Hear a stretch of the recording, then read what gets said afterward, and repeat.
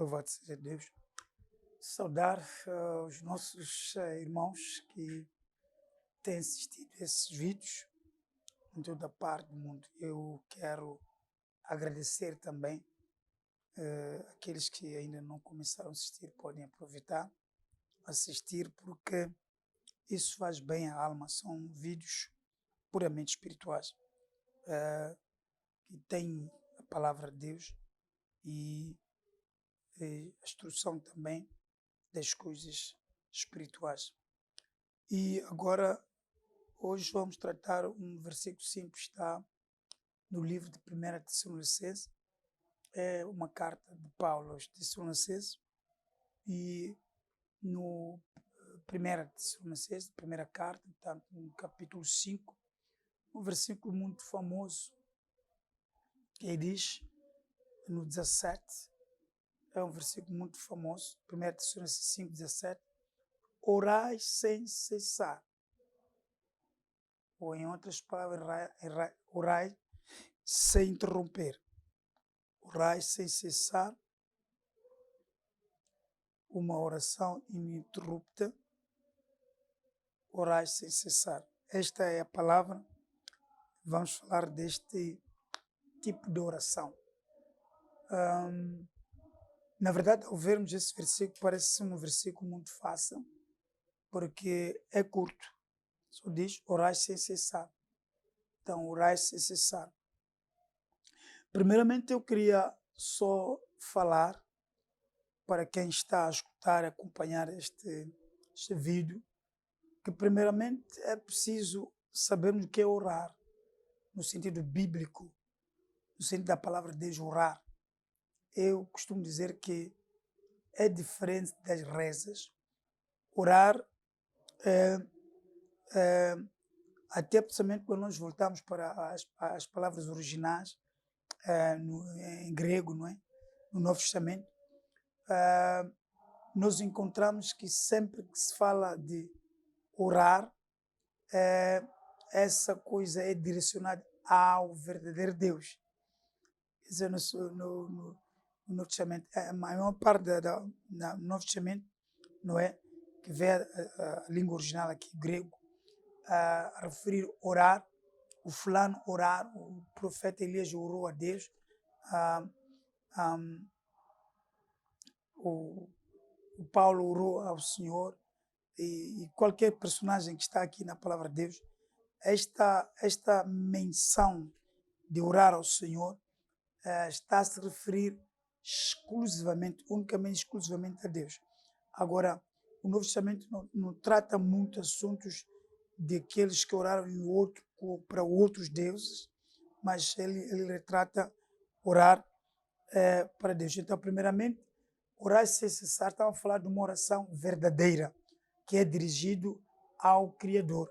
Não estamos a falar de rezas, não é de falar a alguns santos ou algumas pessoas particulares. Esta é a primeira coisa.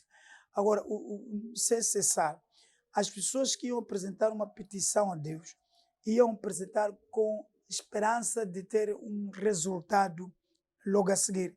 Ainda que demorasse o resultado, mas aqueles que oravam estavam à espera de resultados. Portanto, quem ora tem que ter a esperança de que o que está pedindo em oração vai ser respondido. Estou a dizer que no Novo Testamento não temos nenhum tipo de oração, se existe, são poucos casos, nenhum caso de oração que não foi respondida. E nós, nos nossos dias, temos esta crise de oramos, Deus não responde. Eu tenho ouvido muita gente a falar, eu pedi a Deus, não respondeu. A pergunta que eu faço é, como pediste a Deus? Quais são os critérios que você usou para pedir a Deus? As pessoas pedem a Deus, por exemplo, alguma coisa, mas não estão em Deus. E neste caso querem uma resposta. Ou pedem alguma coisa a Deus, ora uma vez ou duas, e depois esperam uma resposta. Na verdade, aqui, biblicamente falando, enquanto os homens ainda estavam em oração, então recebiam as suas respostas em oração. Se nós pedimos alguma coisa a Deus, temos que ter a certeza de que não temos que cessar de orar por aquela coisa até que conseguimos a coisa. Orei uma vez por uma coisa, depois Deus ainda não respondeu. Mas se eu perguntar o que é que fazes agora, a pessoa se de orar. Nós podemos ver também um pequeno exemplo aqui na oração de Elias no Monte Carmelo. Ele, quando orava, não é? Orou, não é? Por 3 anos e 6 meses para não chover. Então Deus fechou a chuva por causa das feitiçarias de Jezabel, por causa da má governação no tempo do rei Acabe. Então, realmente, o profeta Elias pediu a Deus para encerrar a chuva, não é? Porque, na verdade, o país estava muito mal direcionado nessa altura. Então, voltou a orar. E eu quero esta primeira de Reis 18, se quiser, pode ler primeira de Reis 18, 42 a 46. Então, quando Elias teve encontro com Acabe, depois de envolvido esse tempo todo de 3 anos, 6 meses, que até o apóstolo Tiago menciona isso na sua carta. Então, depois de passar um bom tempo, Elias voltou, encontrou-se com Elias, com Acabe no Carmelo, e depois ele começou a orar. Começou a orar aqui no 1 de Reis 18, 42 e 46, começou a orar. A Bíblia diz que colocou a cabeça entre os seus joelhos e implorou o Senhor. E mandou o seu moço para ir lá perto do mar, ver se há alguma nuvem lá. Enquanto Elias estava a orar numa posição de parto, o moço era enviado para ver se há uma nuvem lá. Portanto, foi um dia sem nuvens, no dia do sol, mas vai lá ver se há uma nuvem lá. Elias insistia a orar e o moço foi dito para ir 7 vezes. O moço foi 7 vezes, a 7ª vez ele viu uma pequena nuvem do tamanho da mão do homem. O que quer dizer que Elias começou a orar e foi respondida estando em oração.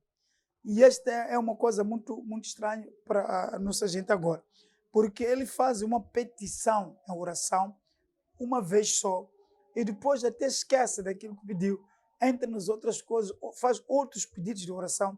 Assim, parece que Deus é um menino de recados. Você coloca recado, depois ele um dia há de responder. Algumas pessoas até alegam que estão na fila, não estão na fila, um dia Deus vai responder. Não existe nenhuma fila, não existe esse tipo de coisas. Simplesmente as pessoas não fazem o que devem fazer corretamente. A Bíblia diz orai sem cessar. Mas primeiro nós temos que conhecer o que é oração. Orar é comunicar com Deus. Se é comunicar com Deus, Deus é Espírito, nós somos carne. Realmente, a boa posição, a boa ética de continuarmos a implorar, pedir a Deus, esperarmos a Deus, é estarmos em uma posição favorável.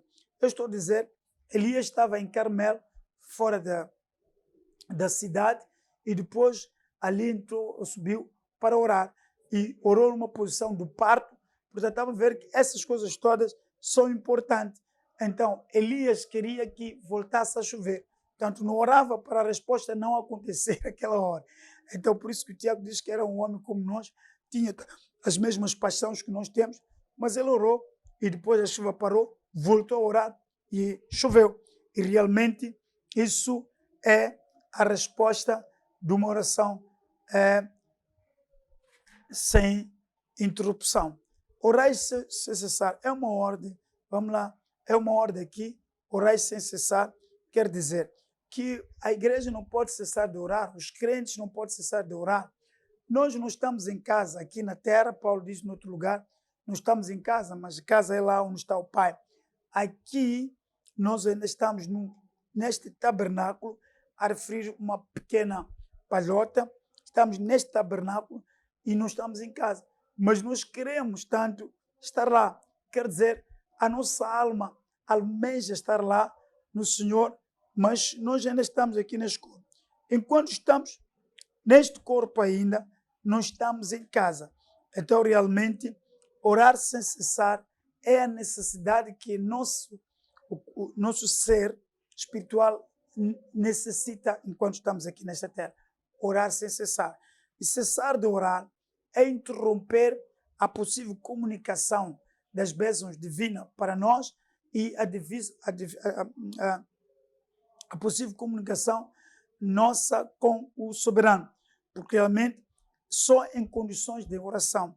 Quando as pessoas se preparam para orar, preparavam uma hora especial e afastar-se de todas as coisas para buscar o Senhor. Quando Ezequiel foi dito que ia morrer, ele orou, imediatamente ele não precisou de colocar um programa de oração, foi imediatamente orou porque precisava de uma resposta imediata. A hora certa de orar, a forma certa de orar é exatamente quando queremos uma resposta clara diante de Deus. E a forma de orar é fazer isso sem cessar. Oramos por um assunto, temos que orar até o Senhor responder esse assunto. Seja uma resposta aparentemente negativa ou positiva, mas se vir da parte do Senhor, já é uma bênção, é uma resposta. Elias orou, o moço ia lá verificar se há uma nuvem lá, e a 7ª vez diz a palavra, não é esta primeira de Reis 18, 42 a 46, a 7ª vez, quando o moço foi, diz que vejo uma nuvem da palma do homem. Então disse Elias, então vai avisar Elias que vai chover. E diz Elias, estou a ouvir o som de uma grande chuva. Estou a ouvir o som. Então realmente uma pessoa que ora sem cessar tem que estar sintonizado com o pedido que está a fazer diante de Deus. Tem que ser uma coisa séria. Diz também que outras pessoas como a Ana, em 1 Samuel 1, capítulo 1, 1 a 16, na verdade, mostra também a insistência da Ana lá no Shiló. Ela foi orar, queria o filho e recebeu a resposta realmente depois de ter se derramado ao Senhor. Orar sem cessar não é simplesmente falar com Deus, mas é estar quebrantado também para buscar. O coração de uma pessoa que ora é um coração de uma pessoa quebrantada de espírito, uma pessoa abatida de espírito, ou uma pessoa que vem com alguma coisa para despejar diante do Senhor. Então, não oramos rindo, não oramos cantando simplesmente cânticos das festas. Oramos quebrantado. Às vezes nos faltam palavras, às vezes nós perdemos até a nossa voz, meneamos pelos nossos lábios, mas não sai a voz. Nós estamos oprimidos com a situação que nos opressa, então, na verdade, aqui não conseguimos fazer de outra maneira, nem fingirmos que essa dor está dentro de nós.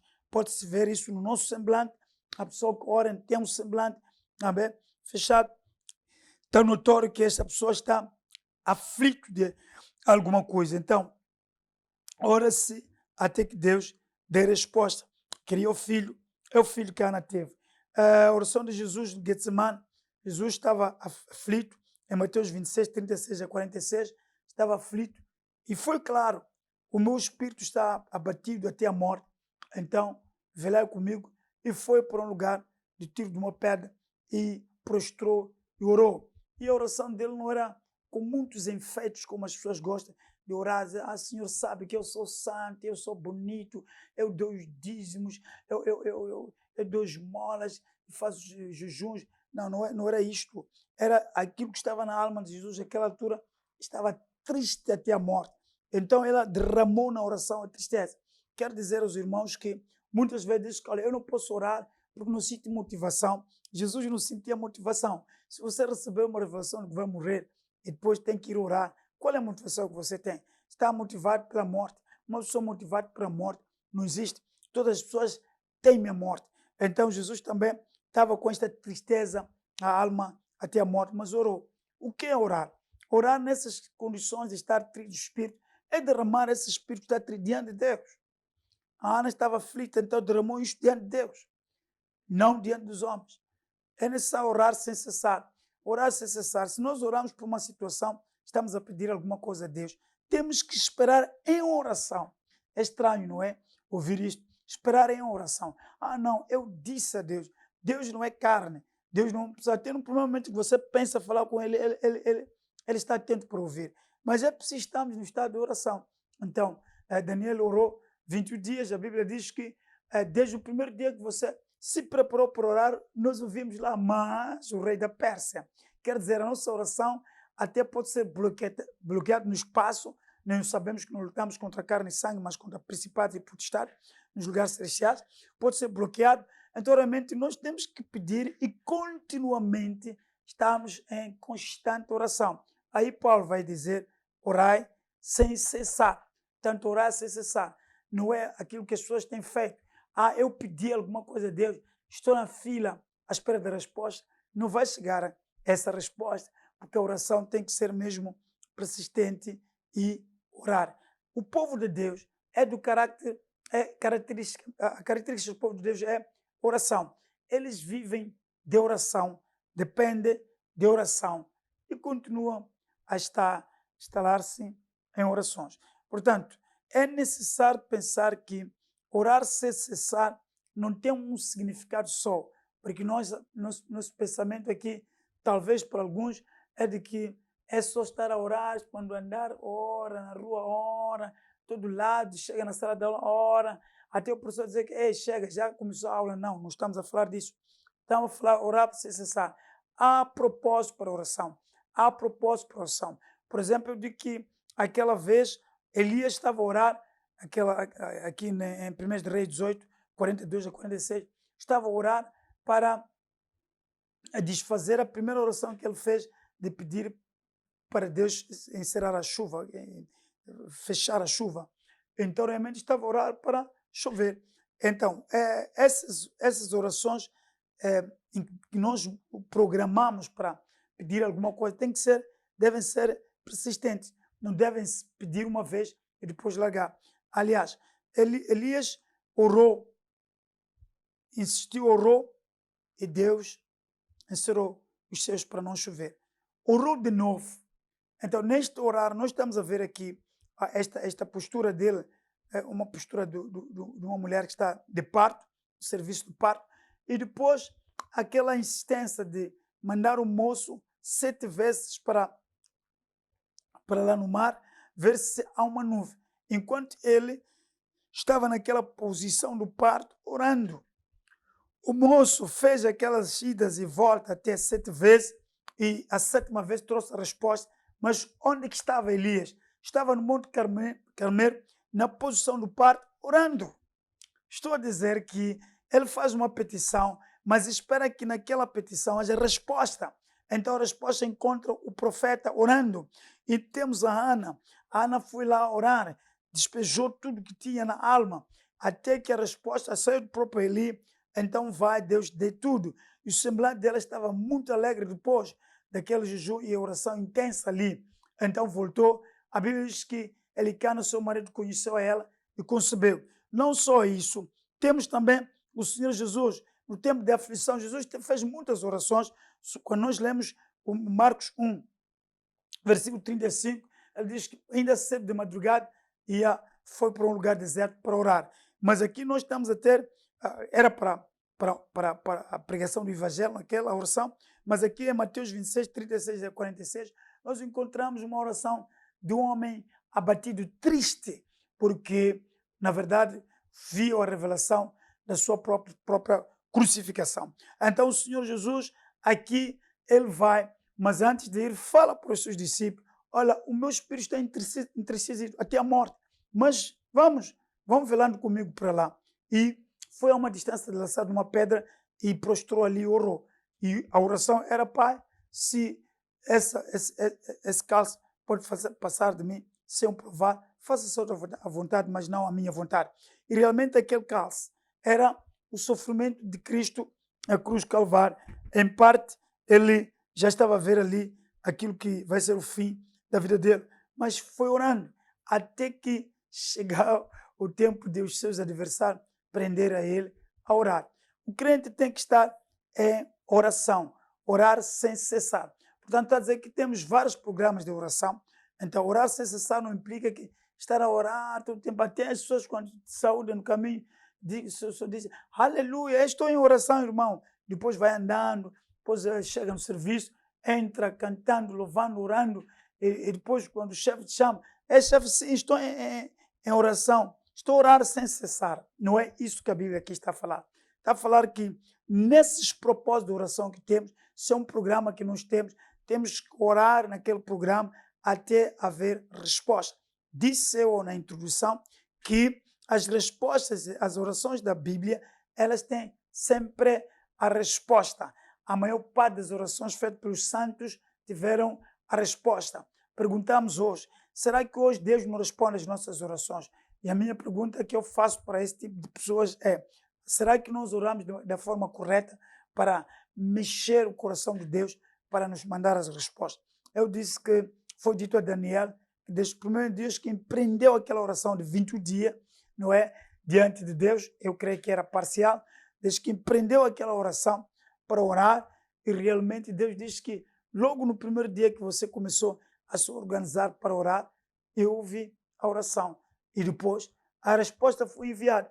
Mas agora o rei da Pérsia, a falar de um tipo de principados, bloqueou, então, para que a resposta não chegasse a tempo. Mas Daniel estava ainda ali em oração, até que a resposta veio. Na verdade, precisamos de, se estamos a pedir alguma coisa em oração, a oração é nosso tubo de escape. A oração é onde nós derramamos. Nós temos o hábito de, sempre que temos um assunto, corremos para falar com alguém, quer desabafar. Mas por que nós desabafamos com aquele que tem competência de nos dar a resposta correta, que é Deus?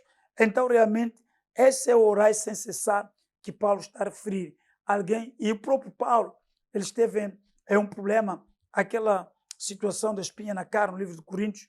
Então, nós sabemos que espinha na carne eram problemas, né? Era problemas que ele enfrentava no ministério, a apurada que ele levava e muitas coisas que tinha, então, essa espinha na carne. E orou, não é? Podia ter sido uma enfermidade, como o livro de Gálatas fala de problema dos olhos que ele tinha, mas ele orou para essa espinha, vamos lá, esse conjunto de assuntos que afligia a alma de Paulo para sair dele ali. E recebeu a resposta, a minha graça te basta.